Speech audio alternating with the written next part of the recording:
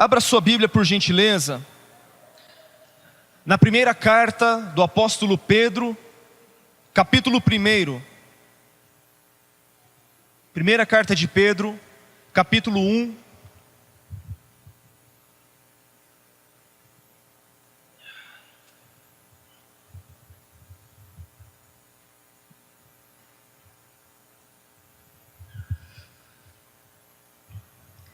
Primeira carta de Pedro, capítulo 1, nós faremos a leitura do versículo 14 até o versículo 17.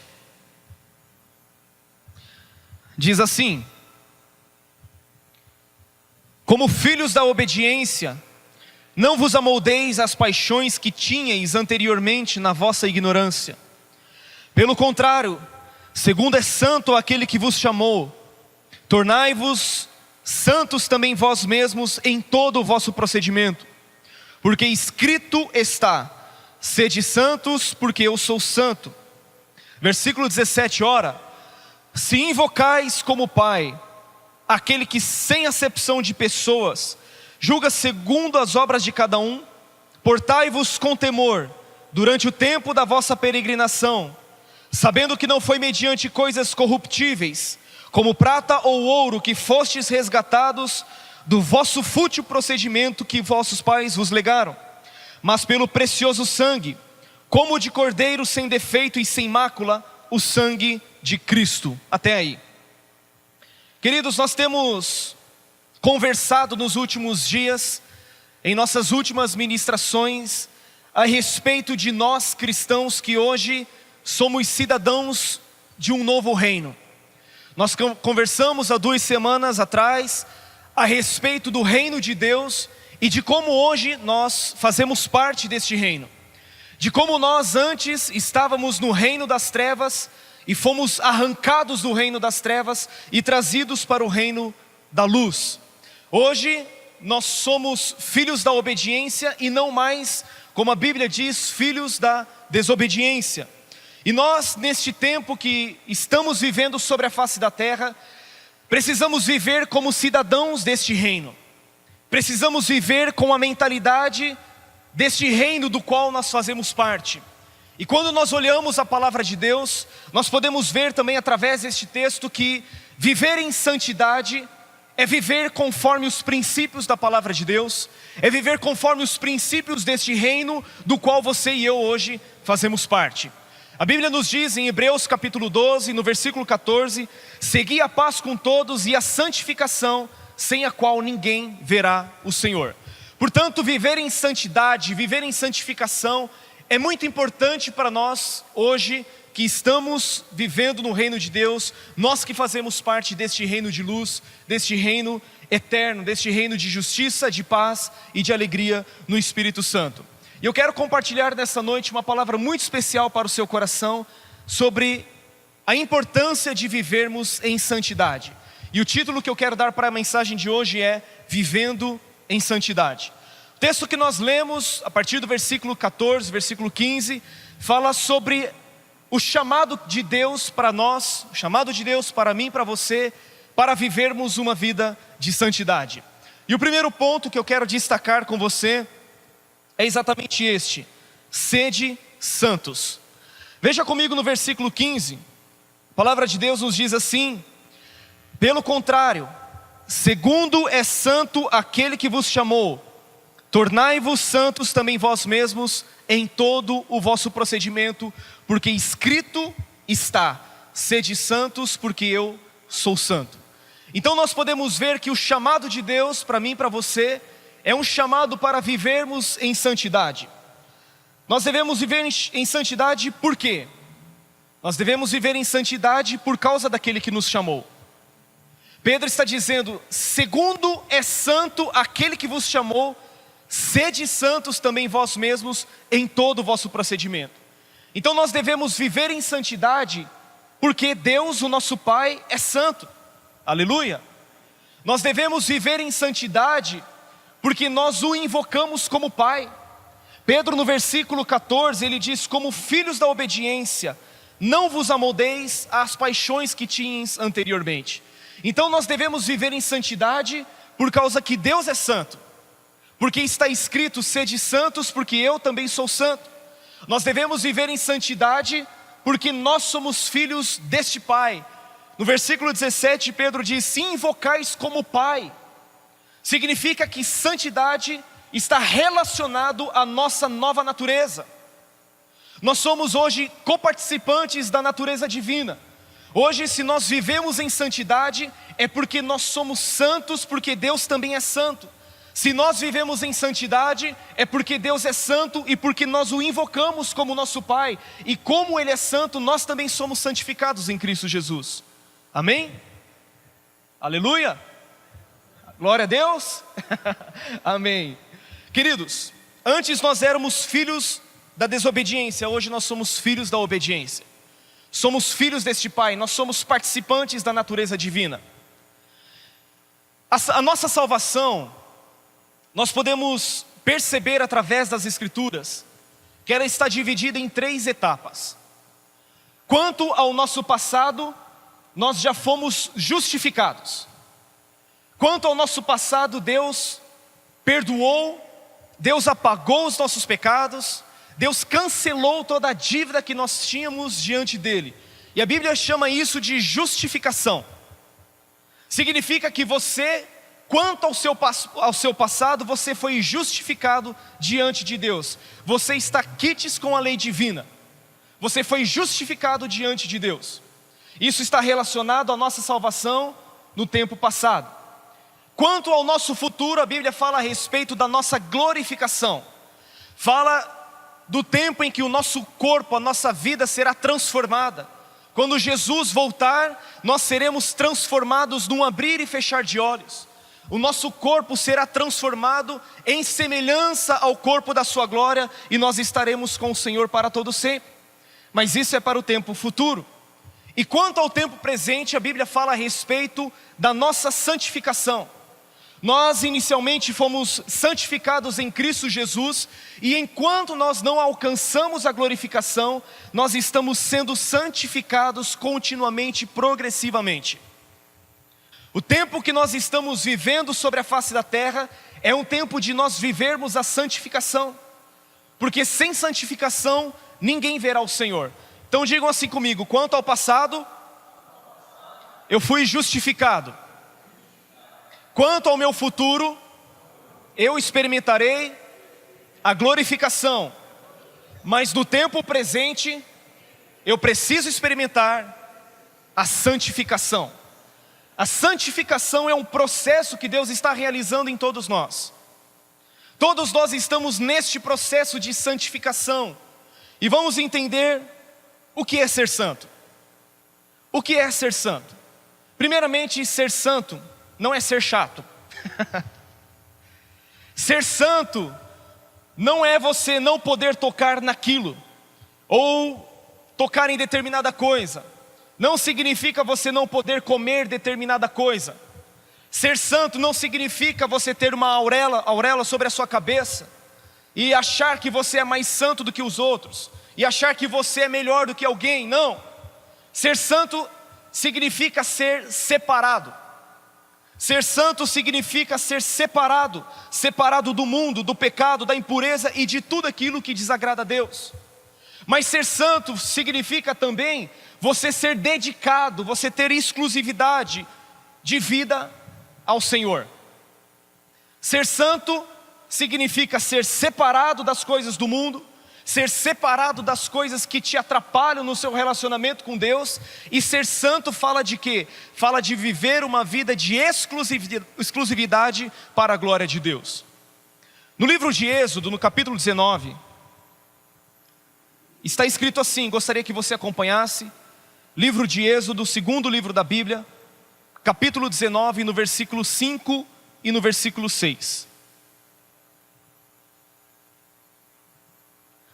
Está escrito assim: agora, pois, se diligentemente ouvirdes a minha voz e guardardes a minha aliança, então sereis a minha propriedade peculiar dentre todos os povos, porque toda a terra é minha, e vós me sereis reino de sacerdotes e nação santa. O mesmo apóstolo Pedro repete essas palavras no capítulo 2 da sua carta, lá no versículo 9, volte para Pedro, capítulo 2, versículo 9, Pedro diz assim: vós porém sois raça eleita, sacerdócio real, nação santa, e Pedro diz assim, povo de propriedade exclusiva de Deus. Então ser santo significa ser tirado das trevas, separado do pecado, separado da impureza, separado das coisas mundanas e viver em exclusividade para Deus, viver em total dedicação a Deus e para a sua glória e para o seu louvor. Isso significa ser santo. Eu sou santo por quê? Porque eu sou propriedade exclusiva de Deus. Eu sou santo porque Deus me tirou das trevas e me transportou para o reino da sua luz. Eu sou santo porque hoje eu vivo uma vida de exclusividade para Deus. Eu vivo uma vida de total dedicação a Deus. Eu não vivo mais para as coisas deste mundo. Eu não vivo mais para mim mesmo. Eu vivo em total dedicação e exclusividade para Deus. Quantos estão entendendo e podem dizer amém? E quando Pedro fala de nós, ele está dizendo assim no versículo 15: segundo é santo aquele que vos chamou, tornai-vos vós santos em todo o vosso procedimento. Pedro está dizendo que santidade é estilo de vida, que santidade é conduta, que viver em santidade é você viver uma vida de obediência à palavra de Deus, é você viver uma vida de obediência a Deus e à sua vontade. Pedro está dizendo como filhos da obediência. Ele está dizendo que nós não podemos nos amoldar às paixões que tínhamos anteriormente na nossa ignorância. Isso concorda com as palavras do apóstolo Paulo, em Romanos no capítulo 12, no versículo 2, quando ele diz: e não vos conformeis com este mundo, mas transformai-vos pela renovação do vosso entendimento, para que experimenteis qual seja a boa, agradável e perfeita vontade de Deus. Então viver em santidade é você não se amoldar às paixões que vocês tinham anteriormente, mas é você viver em total exclusividade e dedicação a Deus. Isso é ser santo. E o que é mais interessante é que Pedro diz assim: tornai-vos santos em todo o vosso procedimento. Pedro está dizendo que santidade é conduta, é estilo de vida, é vida de obediência à palavra de Deus. Ele está dizendo que todo o nosso procedimento, toda a nossa conduta, tudo aquilo que nós fazemos precisa ser santificado. Portanto, viver em santidade, viver em santificação, não é apenas viver dentro da igreja. Eu costumo dizer que o lugar em que nós menos manifestamos a nossa santidade é dentro da igreja, querido. Por quê? Porque aqui todo mundo cumprimenta com a paz do Senhor.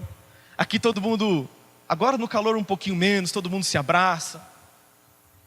Mas aqui todos nós estamos reunidos justamente para glorificar a Deus, para adorar a Deus, para bendizer a Deus, para oferecer um culto racional a Deus. Mas Pedro está dizendo: tornai-vos santos em todo o vosso procedimento. E é interessante que Pedro, ele trabalha de uma forma muito profunda essa questão de procedimento em toda a sua carta. No capítulo 2, ele vai dizer que nós devemos manter exemplar o nosso procedimento no meio dos gentios. Em outras palavras, trazendo para a nossa linguagem de hoje, Pedro está dizendo o seguinte: filho, você deve manifestar a sua santidade na segunda-feira. Pedro está dizendo, mantendo exemplar o vosso procedimento no meio dos gentios, ou seja, no meio daqueles que não conhecem a Deus, é que nós podemos e devemos viver de uma maneira santa. É no meio das pessoas que não conhecem a Deus que deve brilhar a nossa luz diante dos homens. É no meio daqueles que não conhecem a Deus que as pessoas precisam ver que nós somos diferentes, que nós não vivemos mais conforme as paixões que nós tínhamos anteriormente. É no meio dos gentios, no meio daqueles que não conhecem a Deus, daqueles que não são convertidos, que nós precisamos manifestar a nossa vida cristã. É no meio dessas pessoas que nós precisamos demonstrar que de fato nós somos cristãos. É no meio das pessoas, é no meio daqueles que não conhecem a Deus, que nós precisamos fazer brilhar a luz de Cristo. É no meio das pessoas que não conhecem a Deus, que nós precisamos ser sal da terra. É no meio das pessoas que não conhecem a Deus, que nós precisamos manifestar o bom perfume de Cristo. mantendo exemplar o vosso procedimento no meio dos gentios. E já no capítulo 3, Pedro vai falar a respeito da santidade dentro do lar. Quando ele escreve para as mulheres, ele diz assim: mulheres, sejam submissas aos vossos maridos. E aí ele diz assim: para que caso o marido ainda não obedeça a palavra, ele perceba o vosso santo procedimento, o vosso exemplar procedimento, cheio de honestidade e de temor. Então Pedro está dizendo que a nossa vida de santidade, ela precisa ser manifestada no meio daqueles que não conhecem a Deus, mas Pedro está dizendo também que a nossa vida de santidade precisa ser manifestada dentro de casa, dentro do lar. E quando Pedro diz a respeito das mulheres, ele não está deixando de dizer que os homens também devem manifestar a sua santidade dentro de casa. Todos nós, é dentro de casa, é no meio dos gentios. Não importa onde eu estou, não importa o que eu esteja fazendo, eu preciso manter uma conduta de santidade, principalmente no meio daqueles que não conhecem a Deus. Isso fala de... Deixa eu abrir uma coisa aqui. Conforme eu disse, ser santo, querido, não é ser chato. Ser santo não é ser aquele cara quadrado, que não se relaciona com as pessoas no trabalho. Não é você não ser gentil, não ser educado, não ser legal com as pessoas. Mas é você saber quem você é. É você saber que você é luz ali aonde você está. É você saber que você é sal. E que a corrupção só não se alastra, só não se prolifera porque você está ali. Queridos, durante alguns anos eu trabalhei numa empresa em que só tinha cristão. Chegou um momento e falei: Deus, assim é fácil. Aí depois Deus me deu a oportunidade de trabalhar numa outra empresa. Eu tive que ir 3 semanas para São Paulo e ficar todo dia com esse povo. E foi ali, é ali que nós temos que manifestar a nossa vida de santidade. Pastor, me traga isso de uma forma mais prática. Sabe, querido, às vezes é você não ficar dando risada das piadinhas que as pessoas contam. Aquelas piadas sujas, aquelas coisas que entristecem o coração de Deus, aquelas coisas que entristecem o coração da sua esposa e que entristecem o coração da sua família. Eu me lembro de um dia, já há muitos anos, eu estava dentro de um carro com uma pessoa, e aí ele simplesmente disse assim: você não olha para as mulheres que passam por aí não? Eu falei: não. Por quê? Eu falei: porque eu não quero. E ali foi batalha espiritual, irmão, com o cara. Sabe por quê? Porque você é confrontado. Por que você não faz isso? Por que você não faz aquilo outro? Por que você não faz o que as pessoas fazem? E Pedro vai dizer no capítulo 4 que as pessoas estranham o fato de nós não termos o mesmo excesso de devassidão que elas têm. Por quê? Porque nós somos tirados das trevas e transportados para o reino da luz, para o reino do Filho do seu amor. Isso significa ser santificado. Isso significa ter todo o nosso procedimento em santificação. E eu posso dizer para você que isso é uma decisão. A Bíblia fala lá em Daniel no capítulo 1, no versículo 8, que Daniel resolveu, ele decidiu no seu coração firmemente não se contaminar com as finas iguarias da Babilônia. E naquela época, querido, Daniel juntamente com seus amigos, eles foram levados cativos para a Babilônia. E ali, juntamente com seus amigos, ele estava sendo treinado para exercer funções lá no Palácio Real. E a comida da Babilônia naquela época era oferecida a deuses da Babilônia. Todas as vezes que eles iam comer algo, aquela refeição era oferecida aos deuses da Babilônia. Só que a Bíblia diz que Daniel decidiu no seu coração não se contaminar com as finas iguarias que o rei estava colocando diante deles. Isso é uma figura para nós. Isso tem um significado importante para nós. Por quê? Porque significa que nós podemos decidir não se contaminar com os valores, com as coisas que este mundo está tentando impor diante de mim e de você. É uma decisão que nós tomamos em nosso coração e nós podemos decidir resolutamente não nos contaminarmos com aquilo que o mundo está dizendo que nós devemos nos contaminar. A palavra de Deus está nos chamando para nós vivermos uma vida de santidade.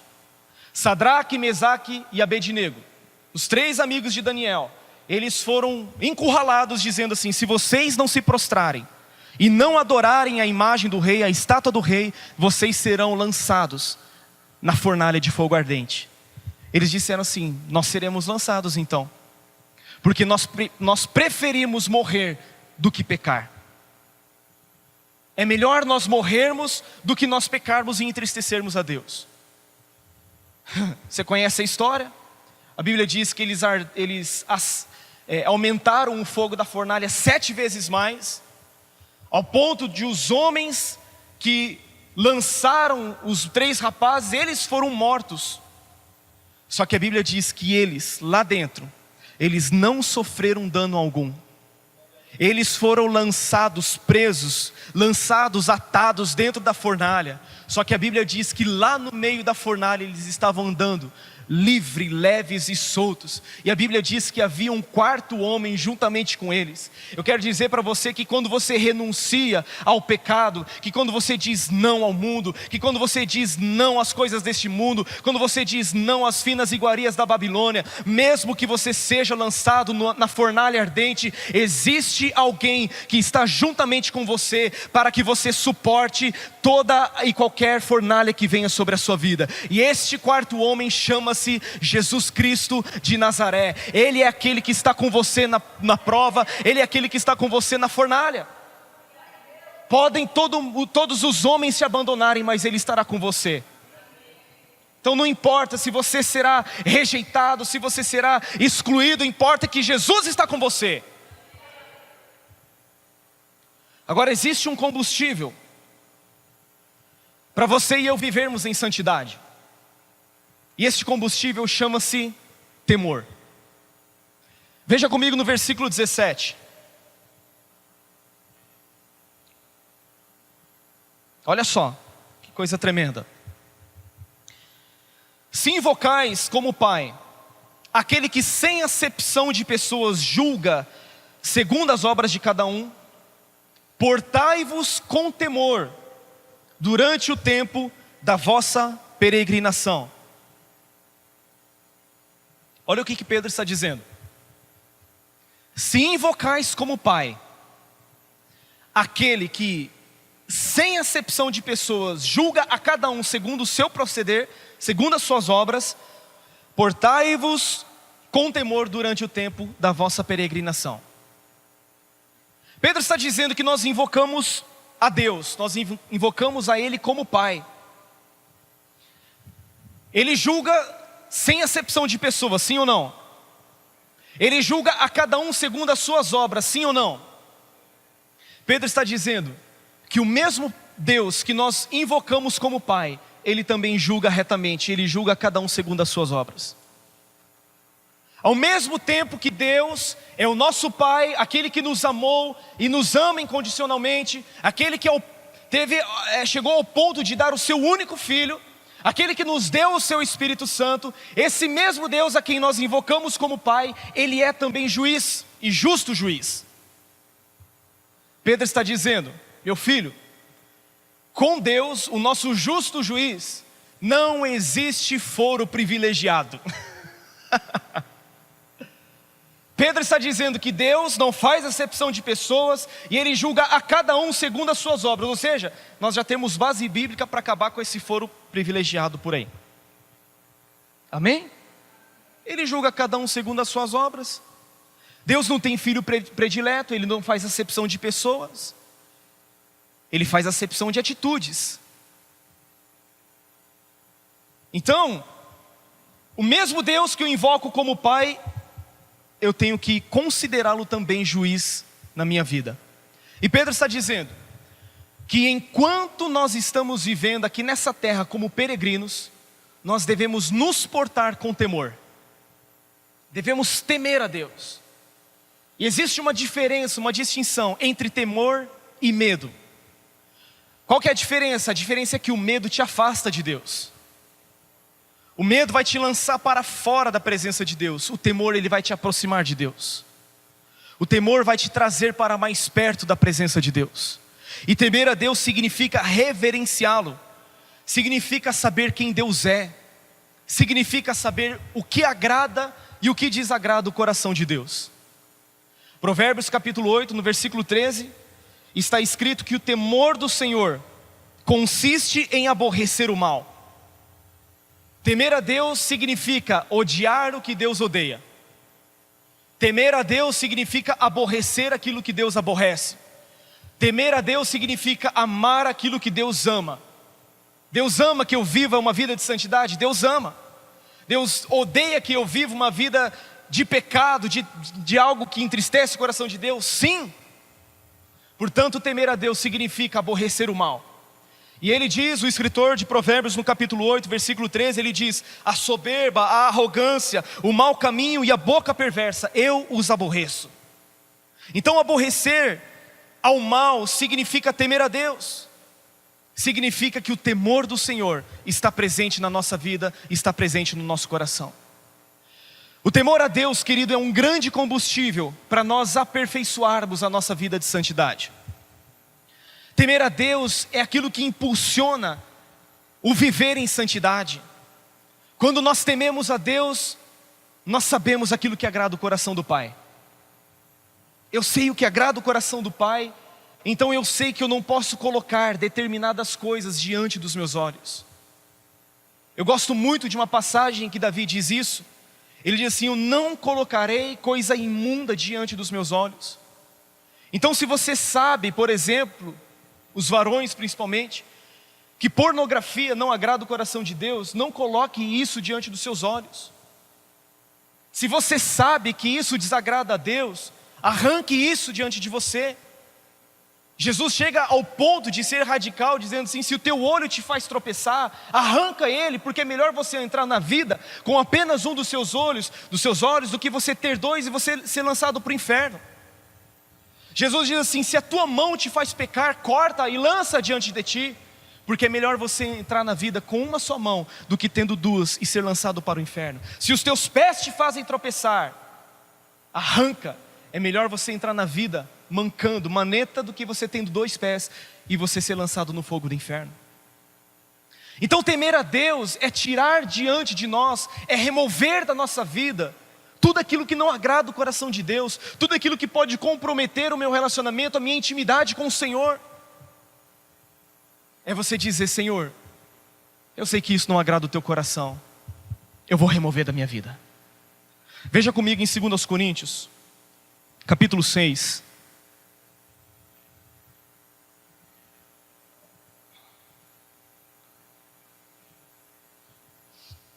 Segundo aos Coríntios, capítulo 6, versículo 16.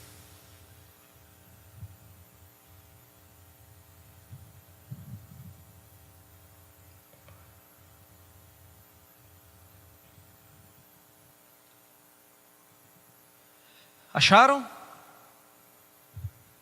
Está escrito assim: que ligação há entre o santuário de Deus e os ídolos? Porque nós, digam assim comigo, diga assim comigo, eu sou o santuário do Deus vivente. Aí Paulo segue dizendo: como ele próprio disse, habitarei e andarei entre eles, serei o seu Deus e eles serão o meu povo. Por isso retirai-vos do meio deles, separai-vos, diz o Senhor, não toqueis em coisas impuras, e eu vos receberei. Serei vosso pai e vós sereis para mim filhos e filhas, diz o Senhor Deus Todo-Poderoso. Agora olha o versículo 1 do capítulo 7. Tendo, pois, ó amados, tais promessas. Quais promessas? Habitarei e andarei entre eles, serei o seu Deus e eles serão o meu povo. Eu vos receberei, serei vosso pai e vós sereis para mim filhos e filhas. É esta a promessa. É esta a promessa da qual você e eu já fazemos parte. E Paulo está dizendo, queridos, se vocês têm da parte de Deus esta promessa, é por isso que vocês devem se retirar das coisas impuras. É por isso que vocês devem se retirar do meio dos ídolos. E aí Paulo diz assim: tendo então tais promessas, purifiquemo-nos de toda impureza, tanto da carne como do espírito, aperfeiçoando a nossa santidade no temor de Deus. Como que nós podemos aperfeiçoar a nossa santidade? Como? no temor de Deus. Através do temor é que eu posso aperfeiçoar a minha vida de santidade. Paulo está dizendo assim, nós temos uma promessa muito tremenda. Nós temos uma promessa incomparável. Nós temos a promessa de Deus habitar em nosso meio, de andar em nosso meio. Nós temos a promessa de sermos chamados filhos e filhas do Deus Todo-Poderoso. E por causa dessas promessas é que eu vou retirar da minha vida todos os ídolos. É por causa dessas promessas que eu vou remover da minha vida toda impureza. É por causa dessas promessas que eu quero viver numa vida de temor a Deus. E isso aperfeiçoa a nossa santidade diante de Deus. Por isso, retirai-vos, saí do meio deles, diz o Senhor. Através do temor, nós podemos viver uma vida de santidade. Quantos estão entendendo? Digam amém, por favor. Então Pedro diz assim, tornai-vos santos. Em segundo lugar ele diz, portai-vos com temor. Agora, se o temor do Senhor é o combustível para a nossa vida de santidade, existe um terceiro aspecto, que é exatamente aquilo que impulsiona o nosso temor a Deus. Volte comigo lá em 1 Pedro capítulo 1. 1 Pedro 1, verso 17. Olha só.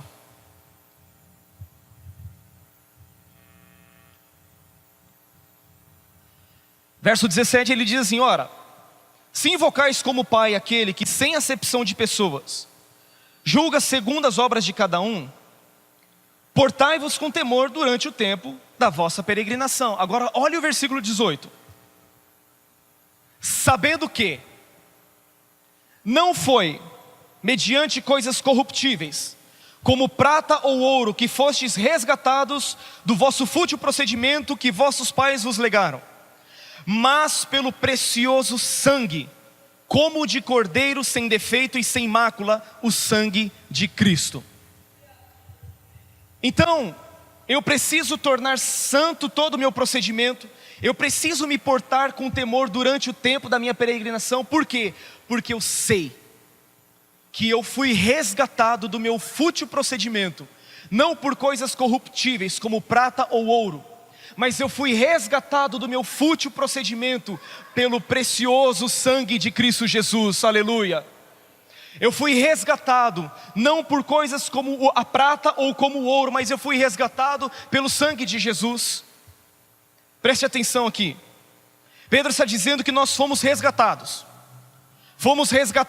do nosso fútil procedimento, ou seja, fomos resgatados de uma vida vazia. Fomos resgatados de uma vida sem propósitos. E Pedro está dizendo que nós fomos resgatados porque um preço foi pago pela nossa vida. E se um preço foi pago pela nossa vida, é porque nós éramos escravos. É porque nós éramos escravos. Quando Pedro escreve para a igreja naquela época, as igrejas cristãs do primeiro século, elas tinham 3 tipos de pessoas. Haviam os homens livres, haviam os escravos e haviam os escravos que haviam sido libertos, escravos libertados. Então havia gente livre que se convertia, havia os escravos e havia uma pessoa que deixou de ser escravo e se tornou alguém livre. E Pedro está dizendo, vocês foram resgatados, nós fomos resgatados. E uma pessoa naquela época, ela se tornava escrava por vários motivos. Ela se tornava escrava por causa da guerra, ela se tornava escrava por causa da falência financeira, ela se tornava escrava porque ela era vendida ou ela vendia-se a si mesma, ou por causa dos seus pais que o vendiam, ou até mesmo por causa de nascença, ela nasceu escrava. E Pedro está dizendo que nós éramos escravos e fomos resgatados do nosso fútil procedimento.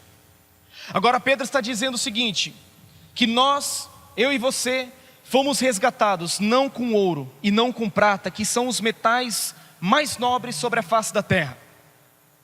Pedro está dizendo que qualquer ouro e qualquer prata, ou todo o ouro e toda a prata do mundo, do universo, não seriam suficientes para nos resgatar da escravidão do pecado.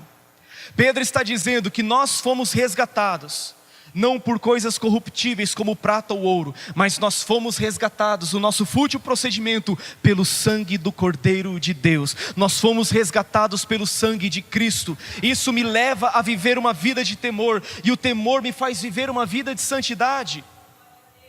Eu preciso saber, eu preciso ter a consciência, eu preciso ter a convicção de que eu fui resgatado pelo preço de sangue, o sangue do Cordeiro de Deus que tira o pecado do mundo.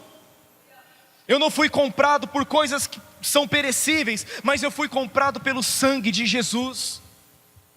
Deus, ao criar todo o céu e toda a terra, Ele precisou apenas da sua palavra liberada. Quando Deus disse, haja luz, houve luz. Os céus e a terra foram criados pelo poder da palavra de Deus. Mas quando Deus quis resgatar a humanidade, quando Deus quis reconciliar o mundo consigo mesmo, Deus não empenhou a sua palavra, Deus empenhou o sangue do seu próprio Filho.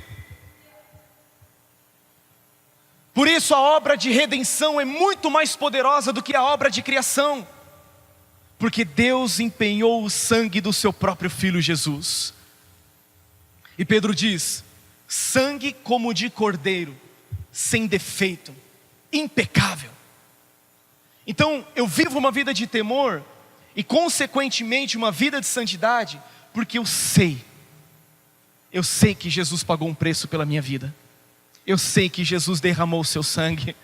Eu sei que Jesus empenhou a sua própria vida para que eu pudesse viver uma vida de santificação e uma vida de santidade também. O que eu estou querendo trazer para vocês não é uma mensagem aterrorizante. Sabe aquela coisa de, você tem que viver em santidade senão você vai para o inferno. Você tem que fazer isso senão você vai para o inferno. Você tem que fazer isso senão você está em pecado. Querido, eu estou trazendo consciência para você. Você precisa saber, você precisa entender, compreender que foi pelo sangue de Jesus Cristo que você e eu fomos resgatados. Isso é suficiente para nos impulsionar a viver uma vida de santidade e de santificação ao Senhor. Quantos podem dizer amém por isso? Ele é o Cordeiro de Deus. Isaac, quando está no monte Moriá junto com seu pai, ele pergunta, pai, aqui está a lenha, aqui está o cutelo, aqui está o fogo para o holocausto, cadê o cordeiro? E Abraão, seu pai, diz assim, meu filho, Deus proverá para si o cordeiro. E a Bíblia diz que quando Abraão estendeu o cutelo para imolar a seu filho Isaque em holocausto, o anjo do Senhor bradou do alto dos céus, dizendo, Abraão, Abraão, não faças tal coisa, porque eu sei que você me teme, eu sei que você obedece à minha voz. Abraão não precisou sacrificar o seu filho Isaque. E a Bíblia diz que saiu de detrás dos arbustos um carneiro, um cordeiro, que foi imolado no lugar de Isaque. Isso significa que houve alguém que pagou o preço por mim e por você. Houve alguém que foi imolado como o cordeiro mudo perante os seus tosqueadores, ele não abriu a sua boca. A Bíblia fala a respeito da nação de Israel saindo da escravidão do Egito. E naquela noite em que os primogênitos do Egito seriam feridos, o Senhor disse assim, cada um deve ter um cordeiro por família, e toda casa precisa ter a marca do sangue nos batentes da porta, e toda casa que tiver a marca do sangue, essa casa não perecerá. Se você e eu tivermos a marca do sangue sobre a nossa vida, nós não pereceremos, nós não seremos derrotados. Sabe por quê? Porque a nossa fé está fundamentada sobre o sangue de Jesus. A nossa vitória sobre o pecado, a nossa vitória sobre a morte, a nossa vitória sobre a doença está fundamentada no sangue do Cordeiro de Deus. E João Batista responde à pergunta de Isaque, eis o Cordeiro de Deus que tira o pecado do mundo. Aleluia. É através deste sangue que nós temos livre acesso à presença de Deus. É por isso que eu disse que o temor, ele nos aproxima de Deus. Então quando eu sei que Jesus pagou um preço pela minha vida, e um preço de sangue, eu me aproximo de Deus em plena certeza de fé, com o coração purificado de uma consciência. sabendo que Ele me ouve, que Ele me aceita, e que na presença dEle existe provisão para a minha santificação. É através do sangue de Jesus Cristo que nós podemos ter a nossa vida santificada. A Bíblia diz que se confessarmos os nossos pecados, Ele é fiel e justo para nos perdoar os pecados e nos purificar de toda injustiça. Se andarmos na luz como Ele na luz está, nós temos comunhão uns com os outros, e o sangue de Jesus Cristo, seu Filho, nos purifica não de alguns pecados, mas de todos os pecados. É o sangue de Cristo. É o sangue de Cristo que precisa estar presente na nossa vida. E este sangue, quando eu tenho consciência dele, eu vivo em temor, eu vivo em santidade diante de Deus e diante da sua presença. Quantos podem dizer amém por isso? Eu quero encerrar essa mensagem dizendo para você que na presença de Deus existe provisão para a nossa santificação. Quando nós confessamos o nosso pecado, Jesus nos purifica através do seu sangue. O apóstolo João diz: filhinhos, estas coisas eu vos escrevo para que não pequeis. Entretanto, todavia, se vocês pecarem, saibam que vocês têm um advogado diante do Pai, Jesus Cristo, o justo. Significa que na presença dele existe provisão para a nossa santificação. Na presença dele, nós podemos experimentar um toque santificador. E eu gosto da última passagem que eu quero citar, quando a Bíblia fala a respeito de Isaías o profeta. A Bíblia diz que no ano do rei Uzias, Isaías viu o Senhor assentado sobre um alto e sublime trono. E ele viu a glória do Senhor. Ele viu os serafins clamando uns aos outros: santo, santo, santo é o Senhor dos exércitos, toda a terra está cheia da sua glória. E quando Isaías se deparou com a glória de Deus, ele simplesmente disse: ai de mim, porque vou perecendo. Eu sou um homem de lábios impuros e habito no meio de um povo de impuros lábios. E a Bíblia diz que saiu um serafim do altar e tocou os lábios do profeta Isaías, dizendo: a tua iniquidade foi perdoada, o teu pecado foi perdoado e a tua iniquidade foi tirada. Só que por que Isaías recebeu um toque em seus lábios? Porque foi a área da sua vida que ele reconheceu que precisava de um toque santificador de Deus. Ele disse assim: ai de mim, porque vou perecendo, eu sou um homem de lábios impuros e habito no meio de um povo de impuros lábios.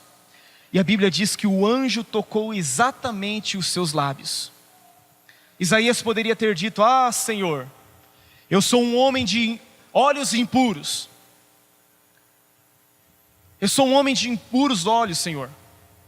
Eu tenho certeza que o anjo tocaria os olhos de Isaías. Isso significa que nós somos tocados por Deus, que nós somos santificados por Deus, exatamente na área da nossa vida que nós reconhecemos e apresentamos diante do Senhor. Que nesta noite, eu e você possamos apresentar a Deus e nos achegar a Ele e experimentar esse toque de santificação em nossa vida, porque na presença de Deus existe provisão para a sua santificação, em nome de Jesus. Coloque-se em pé, por gentileza.